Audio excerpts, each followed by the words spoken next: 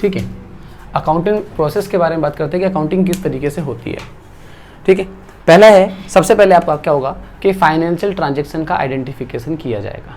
ठीक है जी, कौन सी ट्रांजैक्शन रिकॉर्ड की जानी है, कौन सी ट्रांजैक्शन नहीं रिकॉर्ड की जानी है, ये डिसाइड किया जाएगा। तो मैंने लास्ट क्लास बताया था कि कौन कौन सी ट्रांजैक्शन को रिकॉर्ड करते हैं, बता सकते हो कौन सी रिकॉर्ड होती है? जो बिजनेस से रिलेटेड हो, मनी से रिलेटेड हो। हाँ, दो चीज़ें बोली थी मैंने कि अगर कभी फाइनेंशियल ट्रांजैक्शन को रिकॉर्ड करना है तो उसके लिए दो चीज़ें नेसेसरी होती है। पर्सनल इंफॉर्मेशन उसमें रिकॉर्ड नहीं करता। नहीं, मैं कह रहा हूँ कि होनी चाहिए। वैसे बिजनेस से रिलेटेड होती है। एक तो तुम्हारा बिजनेस से रिलेटेड होगा और एक income in terms of money होगा। समझ में आई बात? इनकम से मतलब नहीं है, ट्रांजैक्शन ऐसी होनी चाहिए जो पैसे से रिलेटेड, वो बिजनेस से रिलेटेड होना चाहिए। ठीक है, और इन टर्म्स ऑफ मनी होना चाहिए, उसको मनी में जो है मेजर किया जा सके। ठीक है, तो वो जो ट्रांजैक्शन जो है वो आप आराम से रिकॉर्ड कर सकते हो। तो सबसे पहले हम लोगों ने ट्रांजैक्शन को, इवेंट को पहचानने के बाद रिकॉर्ड कर लिया। ठीक है, जो रिकॉर्डिंग होती है ना, रिकॉर्डिंग जो है उसकी, मैं रिकॉर्डिंग से स्टार्ट कर रहा हूँ। तो रिकॉर्डिंग जो होती है उसके लिए हमारे पास ना बुक्स ऑफ अकाउंट बने होते हैं। ठीक है, तो उसके अंदर देखिए कितने अकाउंट्स होते हैं। सबसे पहला होता है आपका कैश अकाउंट, या कैश बुक भी बोल सकते हो, बुक ही लिख देता हूँ मैं। इसके बाद अकाउंट बनते हैं, तो कैश बुक, उसके बाद सेल्स बुक और सेल्स रिटर्न बुक,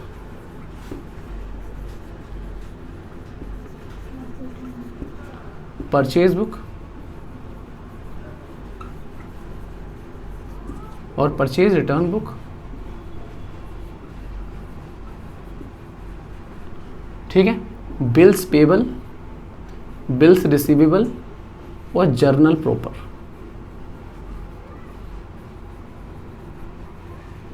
ये आपके कितने हुए? 8 बुक हुए क्या? ये जे है, ठीक है जी, 3, 6 और ये 8, हाँ 8 बुक है। ठीक है, इन 8 बुक्स के अंदर जो है हम लोग रफली जो है सारे के सारे ट्रांजैक्शन को रिकॉर्ड करना शुरू कर देते हैं। इसको यहाँ से पोस्ट होती है क्या, यहाँ पे अकाउंटिंग के अंदर, हाँ क्लासीफाइंग करते हैं उसे। तो क्लासीफाइंग करना कहते हैं हम लोग, उसे क्या करते हैं हम लोग, अकाउंट्स में ट्रांसफ़र करते हैं। अब जैसे कि मान के चलिए एक दिन में आप अगर माल बेचते हो, सामान बेचते हो, तो आपके पास 150 कस्टमर आते हैं। तो आप 150 ट्रांजैक्शन अलग अलग नहीं लिख सकते, अकाउंट्स के अंदर नहीं लिख सकते। आप क्या करते हो कि पूरे दिन का ट्रांजैक्शन यहाँ लिख दिया और उस पूरे दिन का एक टोटलिंग एंट्री एक ही बार में कहाँ पहुँचा दी? अकाउंटिंग में पहुँचा दी, जो कैश वाली होगी। पर नाम वाली तो अलग अलग से करनी पड़ेगी ना, क्योंकि उनका तो नाम रिकॉर्ड करके रखना है। समझ में आई बात? तो इस तरीके से तो हम लोग देखो, अब इसके अंदर कौन कौन सी ट्रांजैक्शन कहाँ रिकॉर्ड होती है पहले ये समझ लो। अगर कोई भी ट्रांजैक्शन कैश में है, कोई भी ट्रांजैक्शन कैश में है, कोई भी, तो वो कैश बुक में चले जाता है। इस वजह से हम लोग इसको प्रिंसिपल बुक भी कहते हैं, क्योंकि ये सबसे मेन बुक होती है। ठीक है, आपका ज़्यादातर ट्रांजैक्शन तो कैश में ही होता होगा ना।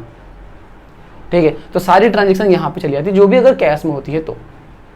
उसके बाद अगर आप गुड्स सेल कर रहे हो तो सेल बुक में जाएगा, और जो माल आपने बेच दिया है वो माल अगर वापस लौट करके आ गया फॉर एनी रीज़न, ठीक है, माल खराब था या जो भी था, ठीक है, वापस लौट के आ गया, सेल्स रिटर्न में रिकॉर्ड करोगे। सेम इसी तरीके से अगर माल परचेज करके ला रहे हो तो परचेज बुक में करोगे। अगर परचेज किया हुआ माल अगर कुछ खराब निकल गया, वापस कर रहे हो आप, तो परचेज रिटर्न में करोगे। कोई ऐसा बिल है जो पे करना है आपको, तो बिल्स पेबल, बीपी लिखा है मैंने, बिल्स पेबल, समझ में आई बात? तो बिल्स पेबल अकाउंट में जो है वो बुक में जो है रिकॉर्ड कर लोगे। ठीक है, कोई ऐसा बिल है जो रिसीव करना है, किसी से लेना है मेरे को वो, तो बिल रिसीवेबल में करोगे। समझ में आई बात? ठीक है, और जो कहीं भी नहीं आता वो जनरल प्रॉपर में आता है। आप इसे डस्टबिन समझ सकते हो। समझ में आई बात? जो इन 7 बुक में से कहीं भी किसी भी बुक में नहीं आएगा ना, वो कहां पे आ जाएगा? जनरल प्रॉपर में आ जाएगा। समझ में आई बात? अब जरा समझिए कि ये जो 4 बुक हैं, ये 4 बुक, ये सिर्फ और सिर्फ गुड्स से रिलेटेड हैं। मतलब अगर गुड्स का sale, purchase return, sale return अगर हो रहा है तो यहाँ पर आएगा, वरना वो ट्रांजैक्शन नहीं आएगी। मैंने मशीन परचेज करी, मैंने बिल्डिंग परचेज, मैंने कोई भी चीज़ परचेज करी, तो वो उस पर्टिकुलर अकाउंट में जाएगी या जनरल प्रॉपर में जाएगी, यहाँ तो नहीं जाएगी। क्यों नहीं जाएगी? क्योंकि वो गुड्स नहीं है। मैं कंप्यूटर का काम करता हूँ, कंप्यूटर बेचने का काम करता हूँ, तो अगर कंप्यूटर बेच रहा हूँ, खरीद रहा हूँ, रिटर्न कर रहा हूँ, रिटर्न ले रहा हूँ, तो वो सारी ट्रांजेक्शन यहाँ आएंगी, क्यों? गुड्स है। समझ में आई बात? बट अगर मैंने अपने ऑफिस में एक एसी लगवाया और एसी परचेज कर लिया तो ये यहाँ पे नहीं आएगी। ठीक है, तो सबसे पहले तो मेरे को ये देखना है कि गुड्स है या नहीं है। अगर गुड्स है तो इन 4 बुक में जाएगी, और गुड्स नहीं है तो कहीं और जाएगी। कहीं और कहाँ जाएगी? अगर ट्रांजेक्शन कैश में है तो इनमें से एक ही बुक कैश में चली जाएगी, बट अगर क्रेडिट में है तो ये सारे क्रेडिट वाले हैं।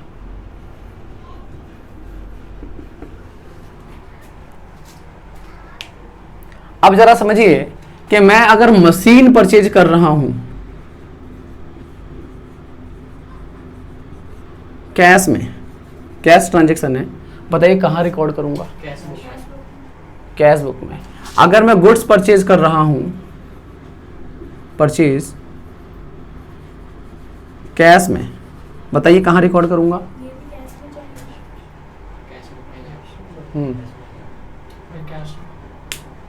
जो अगर कैश हो गया ना तो उसके बाद आपको कुछ नहीं देखना कि वो गुड्स है कि क्या है, वो ट्रांजैक्शन कैश है। तभी तो उसको प्रिंसिपल बुक कहा गया है कि अगर ट्रांजैक्शन कैश की हो गई ना तो वो चाहे गुड्स हो चाहे कोई और दूसरी चीज हो, वो कहाँ जाएगी? कैश बुक में ही जाएगी। समझ में आई बात? ठीक है, अगर मशीन परचेज कर रहा हूं और ट्रांजैक्शन क्रेडिट की है, अब बताओ कहां जाएगी?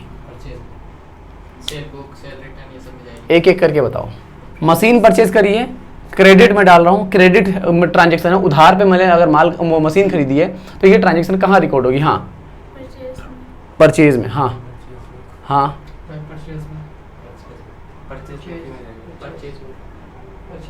पहले तो शायद किसी ने एक आध ने अलग अलग बोला भी था, उसके बाद एक दो ने बोल दिया तो सबने वही बोल दिया। भाई परचेज बुक में कैसे चली जाएगी कि गुड्स है आपका? मैंने आपको स्पेशली लिखा हुआ ये 4 अकाउंट, ये 4 बुक जो है वो सिर्फ और सिर्फ गुड्स से रिलेटेड है। पहले ट्रांजैक्शन के अंदर पहली चीज ये देखनी है, सबसे यूनिवर्सल चीज कि वो कैश है या नहीं। अगर कैश है तो कैश में डाल दो, फिर तो खत्म हुआ थी। पर अगर कैश नहीं है तो फिर दोबारा ये देखना है कि गुड्स है या कुछ और है। अगर गुड्स है तो यहाँ पे और है, कुछ और है तो ये ट्रांजैक्शन जनरल प्रॉपर में जाएगी। तो मैंने आपको यूनिवर्सली क्या बताया है आपको कि कोई भी ट्रांजैक्शन है तो पहले आपको ये देखना है कि वो ट्रांजैक्शन कैश है या क्रेडिट है। अगर कैश है तो सबसे पहली बुक, और क्रेडिट हो तो बाकी की 7 बुक।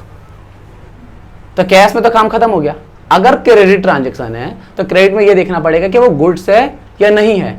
अगर गुड्स है तो इन 4 बुक में आएगी, और नहीं है तो जनरल प्रॉपर में आएगी, क्योंकि बिल्स पेबल में तो बिल आएंगे और रिसीवेबल में भी बिल आएंगे। ये रिसीव करने वाले होंगे, ये पे करने वाले होंगे।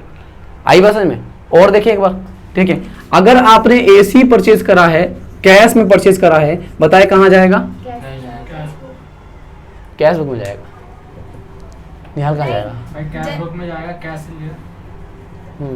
कैश बुक में जाएगा। हाँ, जनरल में जाएगा, कैश बुक में जाएगा। समझ में आई बात? क्योंकि कैश ट्रांजैक्शन है तो कैश में ही जाएगा। हाँ, अभी तो आपने बताया था कैश के बारे में। बताया तो सब कुछ ही था। समझ में आई बात? ठीक है, तो ट्रांजैक्शन अगर कैश की है तो फिर तो कुछ सोचना ही नहीं है ना। ठीक है, ठीक है, स्टेशनरी परचेज किया है, बताइए कहां जाएगा? हाँ, कैश में। और क्रेडिट में परचेज किया है तो जनरल प्रॉपर में चला जाएगा। अब बता दो किसी को कोई डाउट है इस केस में? ये कहीं सिलेबस में नहीं आएगा, बस आपको मैंने एक जनरल नॉलेज दी है कि ये चीजें ऐसे रिकॉर्ड होती हैं। आई बात समझ में? भैया वो मतलब अगर सेल रिटर्न या सेल बुक बोलना होता है तो इसमें गुड्स लिख देता है क्या? गुड्स परचेज किया है, गुड्स का क्या लिखता है? याद रखो, अगर वर्ड सिर्फ बोला है सेल हुई है 2000 रुपए की, सुन लो, अगर वर्ड ऐसा लिखा हुआ है सेल 2000 रुपए की, इसका मतलब ये गुड्स सेल हुआ है। कभी भी कुछ और अगर ट्रांजैक्शन होगा ना तो उसके लिए पर्टिकुलर नाम लिखा जाएगा। फर्नीचर सेल हुआ है, मशीनरी सेल हुआ है तो मशीनरी लिखा जाएगा, फर्नीचर सेल हुआ तो फर्नीचर लिखा जाएगा उसके साथ।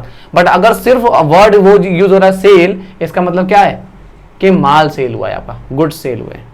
समझ में आई बात? ठीक है, इसी तरीके से अगर परचेज की बात करें तो सिर्फ अगर लिखा हुआ परचेज 20,000 रुपए का है तो इसका मतलब वो गुड्स परचेज है। आई बात समझ में? ये क्लियर कर लो एकदम। अगर आपको अदर देन गुड्स अगर होगा तो उसका नाम लिखा होगा, building purchase, scooter purchase, car purchase, bike purchase, stationery purchase. पर अगर सिर्फ परचेज तो गुड्स परचेज। तो गुड्स परचेज को दो तरीके से लिख सकते हैं, गुड्स परचेज भी लिखा जा सकता है और सिर्फ परचेज भी लिखा जा सकता है। आई बस समझ में? ठीक है। पेज नाम होता है तो जर्नल प्रॉपर में जाता है। अगर 2000 या 4000 अगर परचेज में बोल रहा है तो ये पूरे गुड्स परचेज रिलेटेड में जाएगा। ऐसे कैसे? अगर मशीनरी अगर खरीद रहा है, कैश में खरीद रहा है तो यहाँ आ गया वो तो कैश बुक में। तो फिर और क्रेडिट ट्रांजैक्शन के अंदर पहले ये देखना है कि कैश है या नहीं है, उसके बाद ये देखना है कि वो गुड्स है या नहीं है। पहले कैश देखो, बाद में गुड्स देखो। ठीक है, चलिए ये काम हो गया हमारा। इसके बाद रिकॉर्डिंग हो गया। रिकॉर्डिंग करने के बाद ये पूरा का पूरा काम चल जाता है क्लासीफाइंग में, मतलब अकाउंट्स तैयार कर दिए जाते हैं।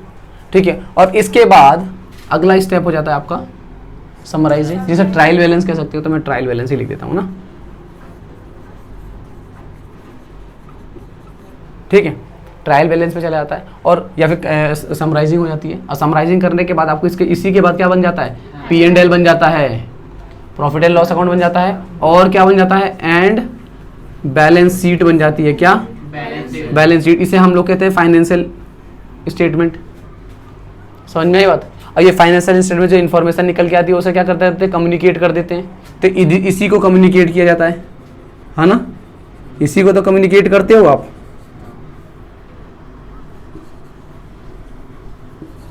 ठीक है जी, इसी को कम्युनिकेट कर देते हो। ठीक है, आपका काम खत्म हो जाता है।